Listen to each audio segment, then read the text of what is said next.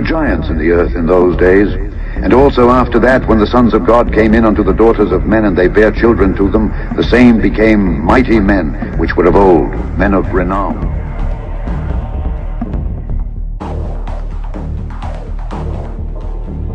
The Creator formed us on the second day, the day He made the heavens.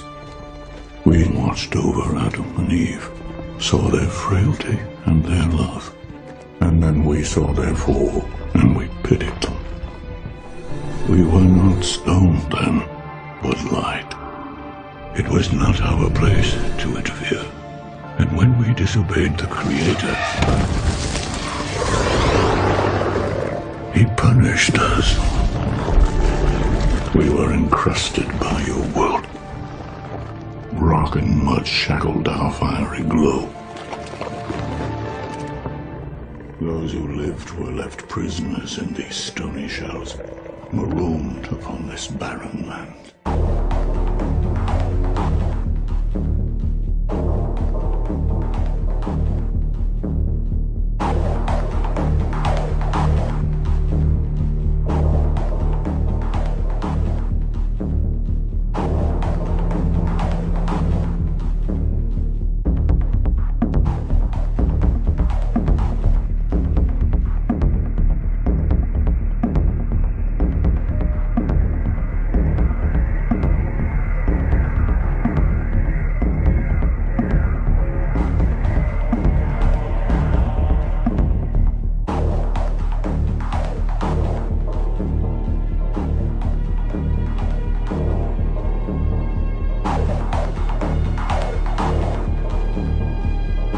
There were giants in the earth in those days, and also after that, when the sons of God came in unto the daughters of men, and they bare children to them, the same became mighty men, which were of old, men of renown.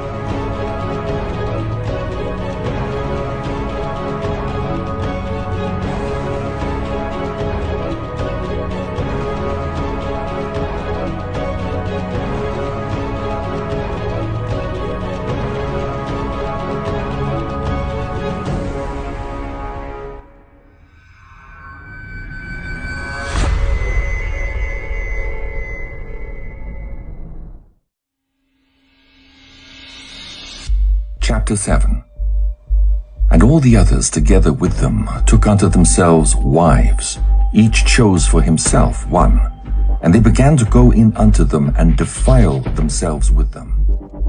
And they became pregnant, and they bare great giants, whose height was 3,000 ells, who consumed the acquisitions of men.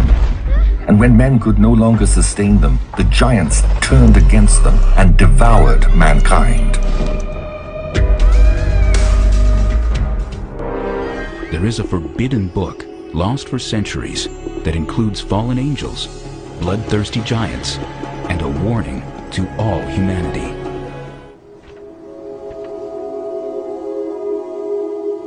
It is an ancient writing filled with divine secrets, dreams, and visions. A tour of heaven and hell, guided by the angel Uriel.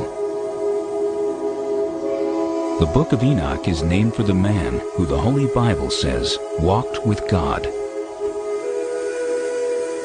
Enoch walked with God after the birth of Methuselah 300 years, and had other sons and daughters. Thus all the days of Enoch were 365 years. Enoch walked with God, then he was no more, because God took him.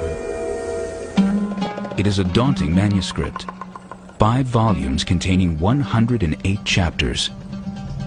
For many ancient Christians, the Book of Enoch was essential, yet it was banned from the Christian Bible. We don't know why this literature was ultimately excluded from the canon. Perhaps it's because of its description of the fall of the rebel angels and their mating with mortals, perhaps. The Book of Enoch begins with a warning to all humanity that a divine judgment has been rendered and a sentence will be imposed.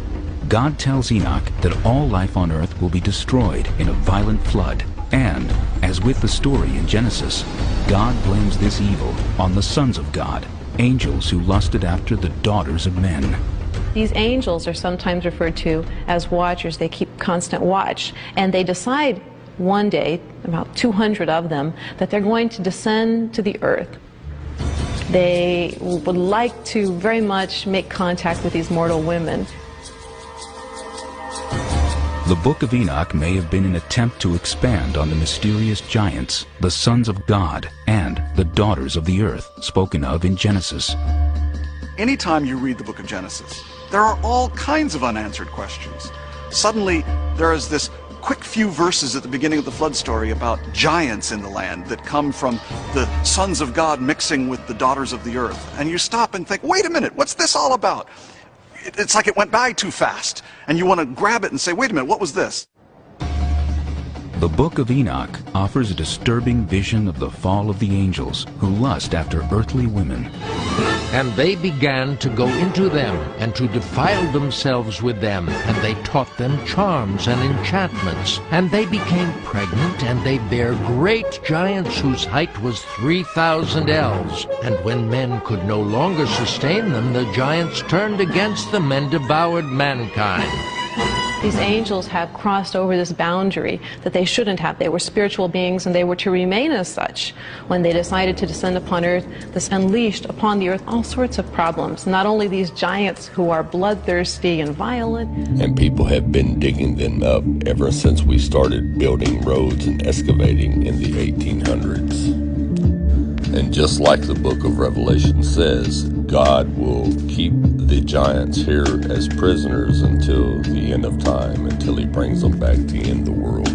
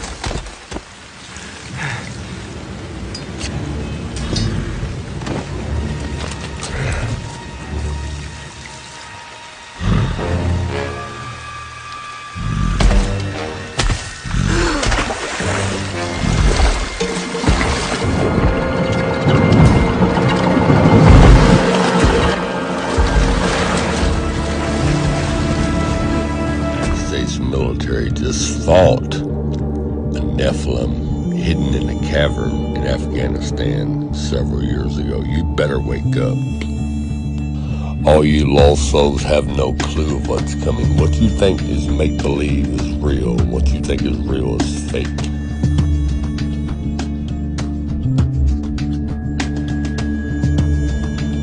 There were giants in the earth in those days.